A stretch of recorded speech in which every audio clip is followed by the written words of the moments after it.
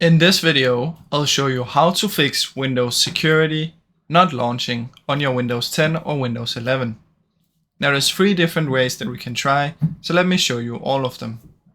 The first one is come down here and search for PowerShell, right click, run as an administrator, and it should look like this. In here you want to type in this command right here, and I'll have it down in the description, so just copy and paste it.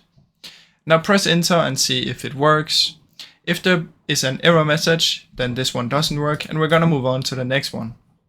The next one is come down here, search for Windows Security, right click, App Settings, and from in here you wanna find Reset. Click on Reset, and it should now reset. After that it might work, so see if this one works.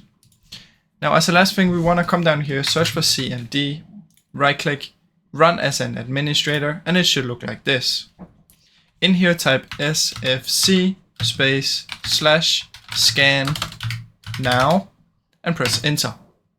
Now it's gonna start scanning for any corrupt files or errors, so just wait for this to be 100%. It might take a minute or two, so just wait for it. If there's any errors, it's gonna fix it. If not, then it's just you can close it down and it should be fixed. After that, try and reset your PC and see if it works now.